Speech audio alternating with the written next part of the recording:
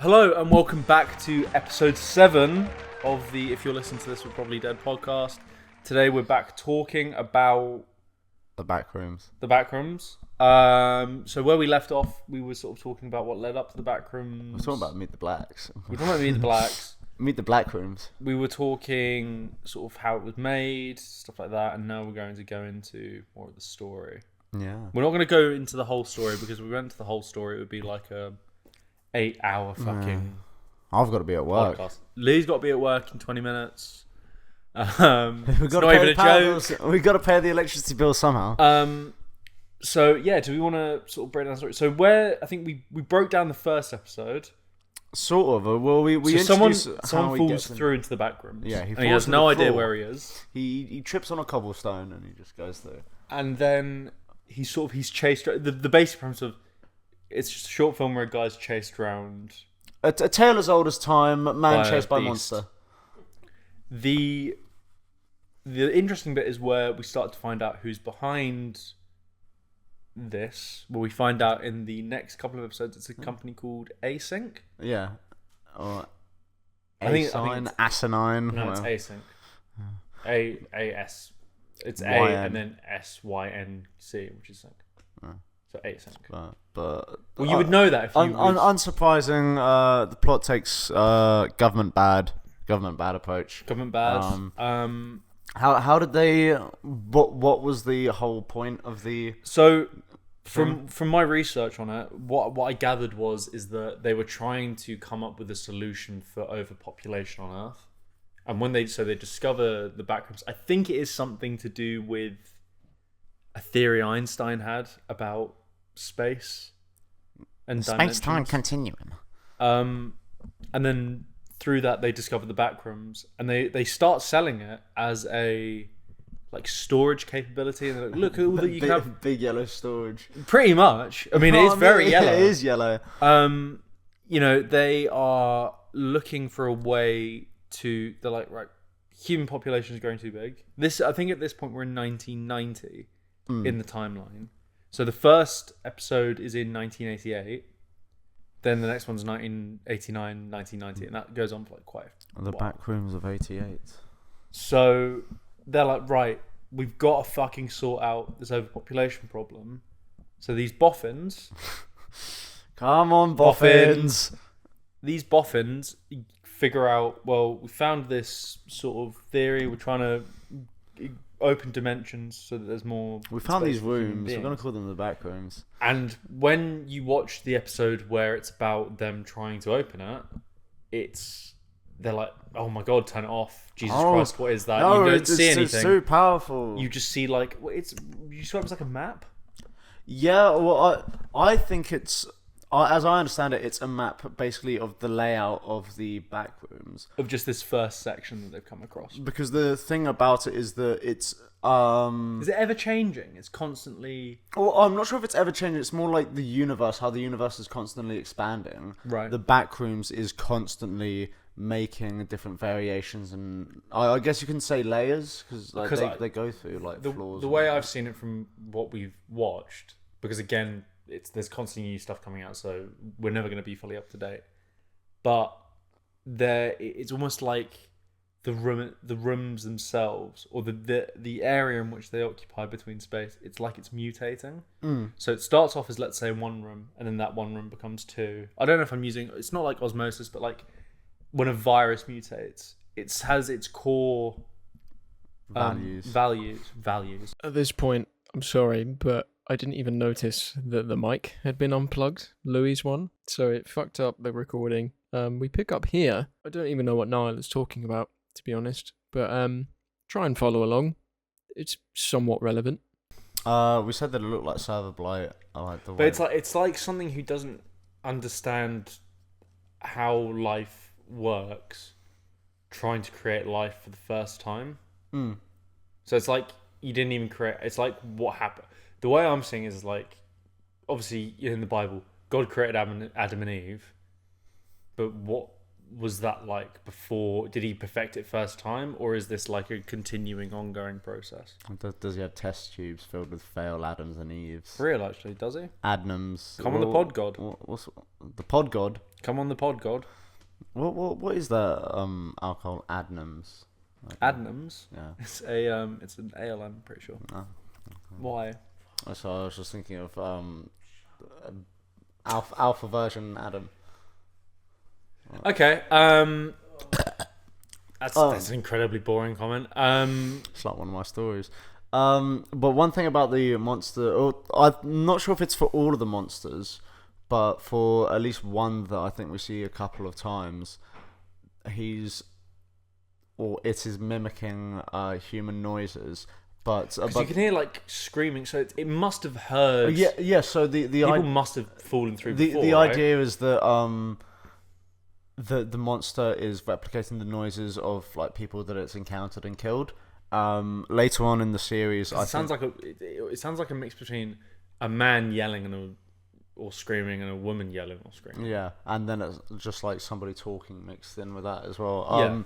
And then as the series goes on, I think they start talking about more missing persons cases. Because there's an entire episode, half of it is just missing persons posters. And I think people have said that the first poster you see might be the kid. I believe it. I believe it is that kid. I think as it goes on, the backrooms are becoming more and more unstable, and more people are like falling through. But there's a episode where you see. All good? Okay. There's an episode where you see a chart of missing persons things, and it's like very like. And then because we know the day that they first opened the backrooms, at some point in 1988, it's the same day that the guy goes missing. Yeah. I think the times line up because you see some of it is told through like laboratory test cameras, and some of it's told through the first person perspectives, and then some of it is told just through, cameras that Kane is using. You see a timestamp at the beginning of the first episode compared with when they first open it. Yeah. And they match up perfectly.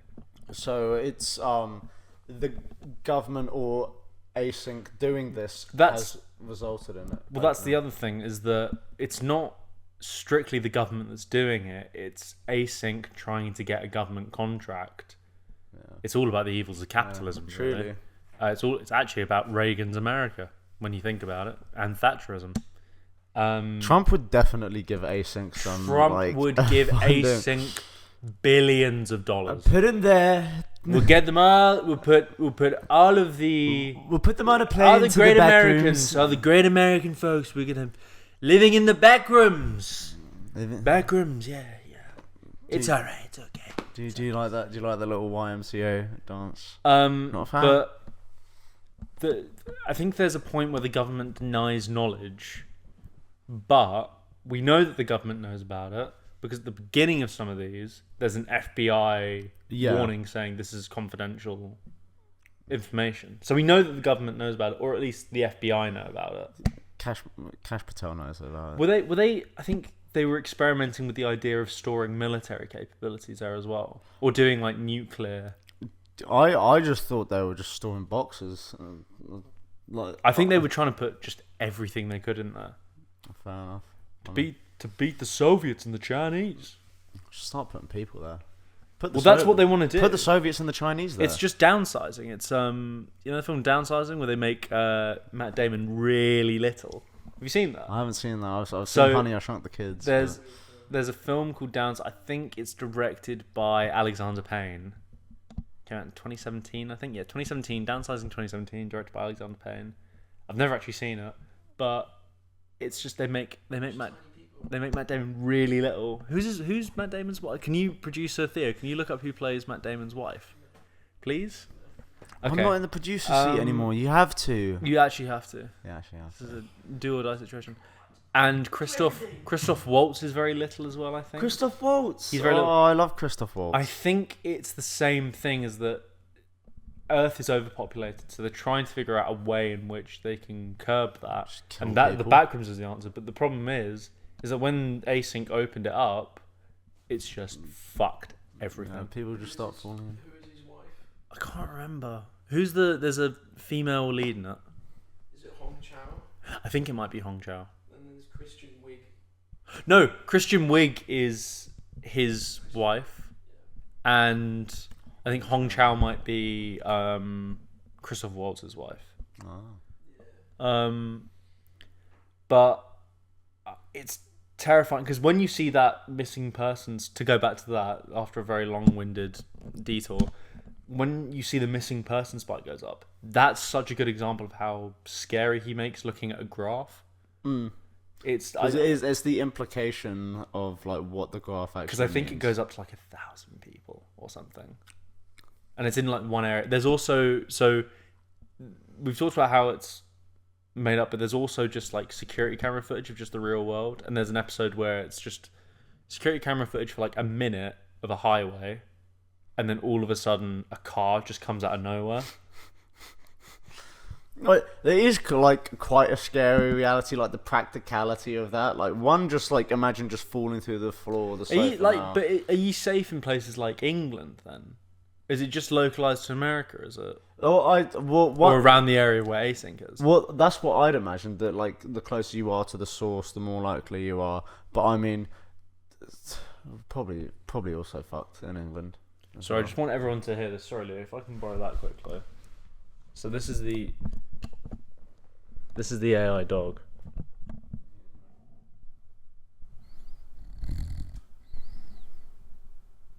What do you think of this? Is this good content?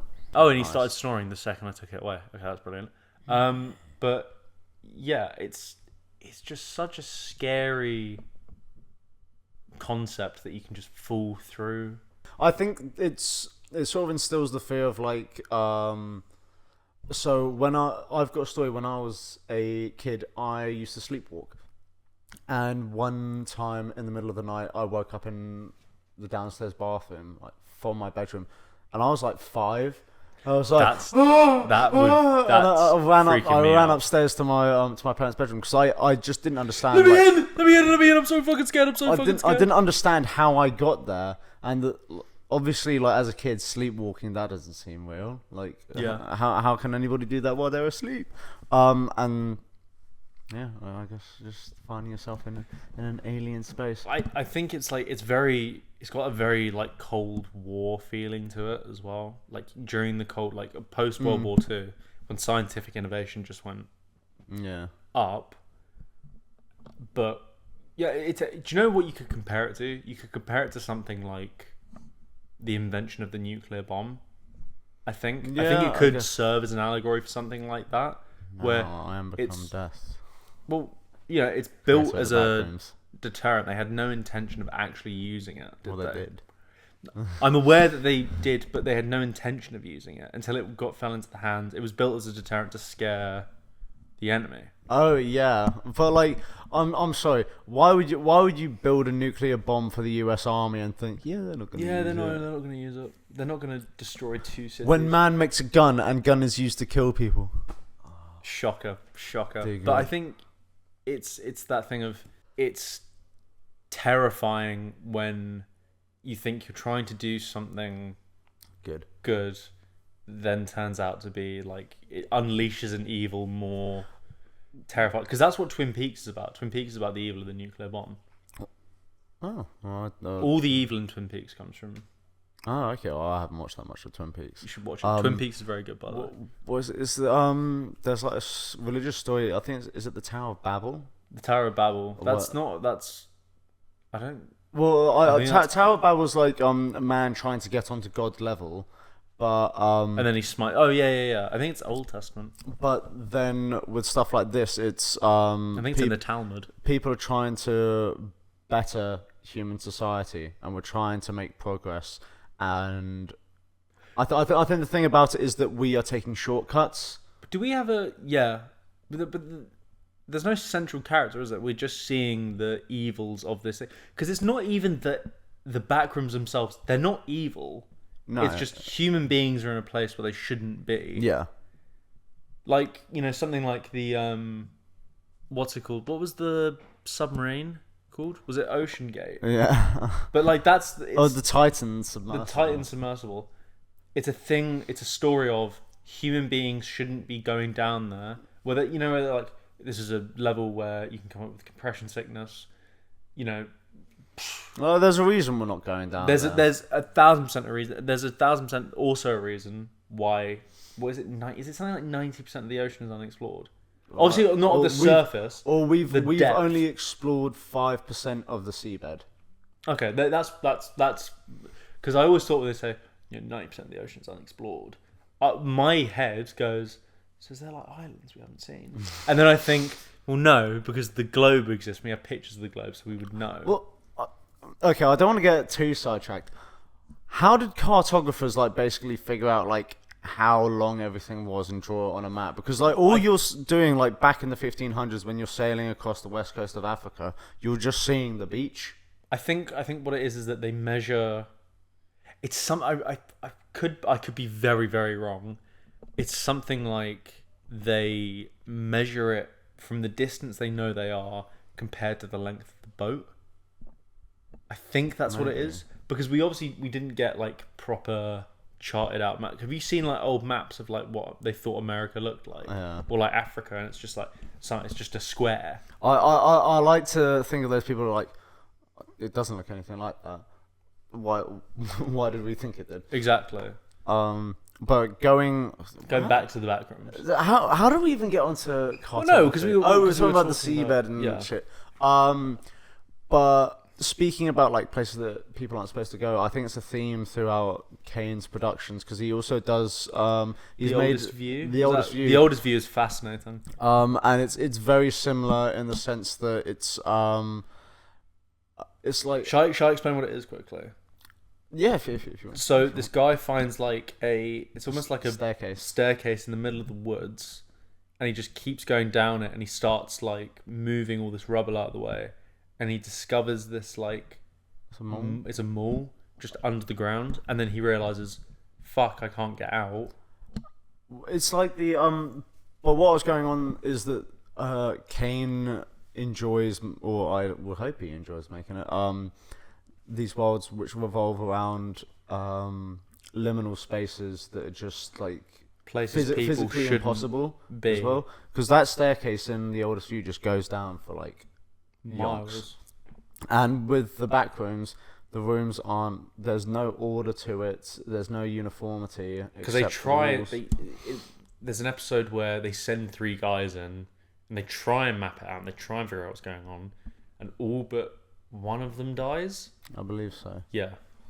Oh, well, again, you should watch it. It's a fantastic series, even just for the craftsmanship of it, and realizing, oh, he did this all by himself in his room with just like a quite powerful PC. Yeah.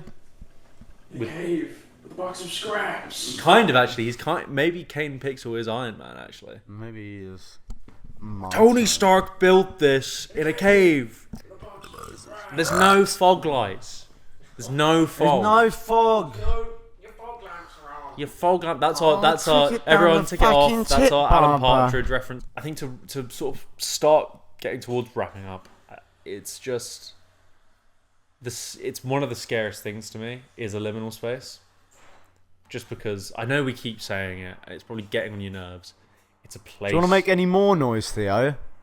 That's fine. That's fine. Sorry. Today's producer Theo is getting himself a glass of water from a very fancy fridge. It's a bit like Annihilation as well. Have you seen Annihilation? No, but I've seen like clips. What films have you seen?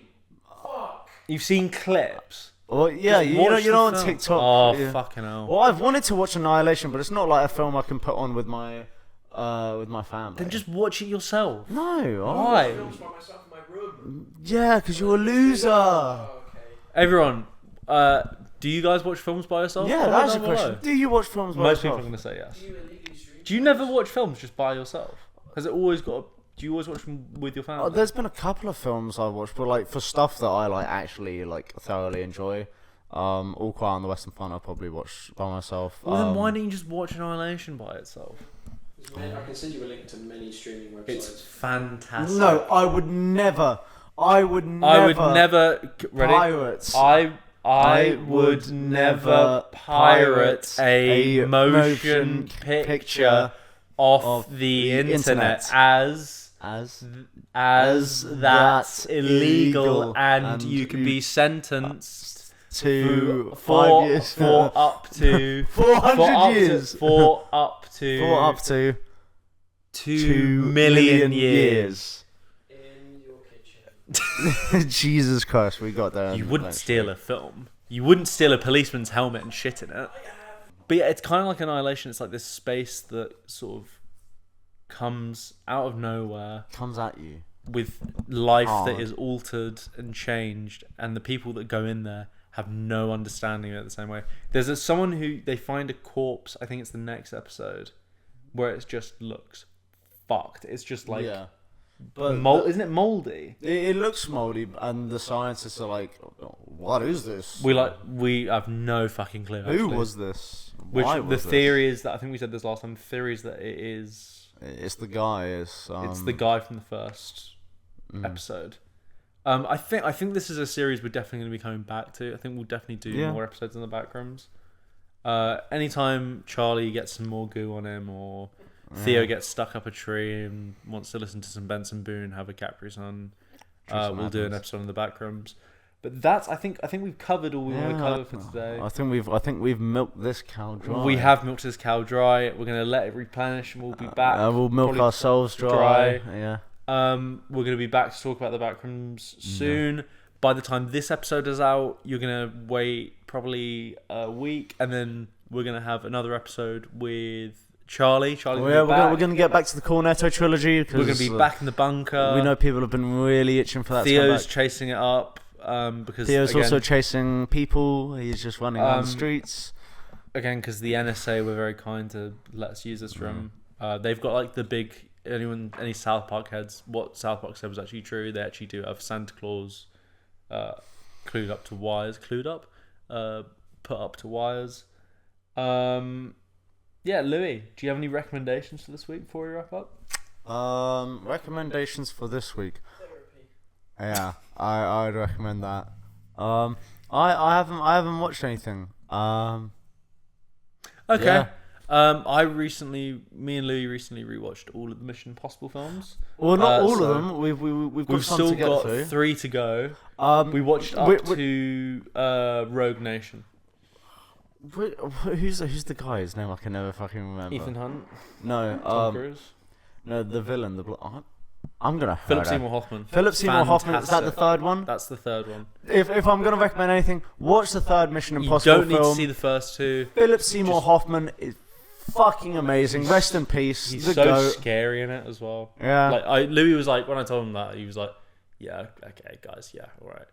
But really, he is. Yeah, he's a like, good villain. I'm gonna find her. I'm gonna make her. I'm gonna hurt her. I'm gonna make her bleed.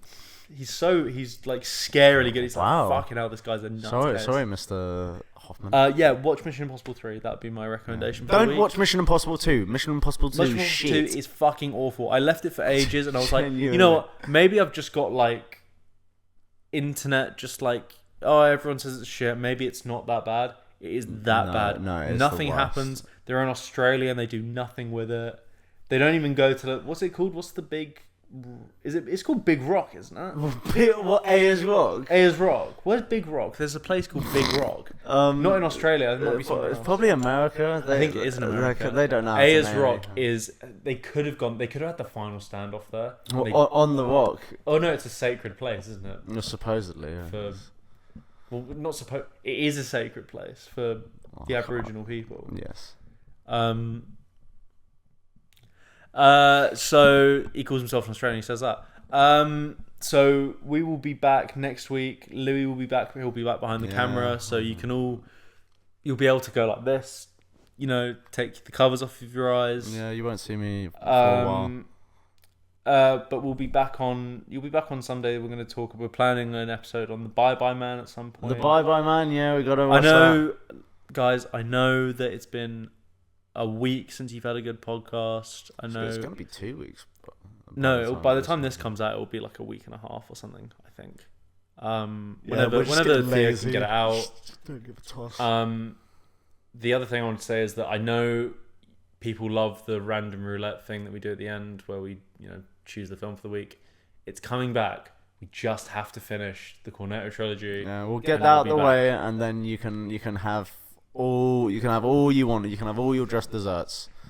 Until then, have a great day. stay great frosty. evening whenever you're listening to this. This has been episode 7. It was nice having a break, but then like after a while, After a while in the bunker, you get bored, you get tired, you get sleepy. Theo again went into the genetically modified trees there's in only the so many jungle times training you can play area. I Spy. There's only so many times you can play Benson Boone for Theo before he starts slamming his fist. He says, "No, I want who's the? No, not Beep Doobie. I want I want Call Her Daddy with Alex, whatever her name is, that podcast." So we put on a few episodes of that for him. But yeah, we're gonna get Theo a Capri Sun and another banana because he's getting very, very grumpy. When I say to you stop, you stop because I'm getting sick and tired of it. Put it back. I'm getting sick and tired of it. You won't get to make your own pizza this evening. And you'll have to do the washing up.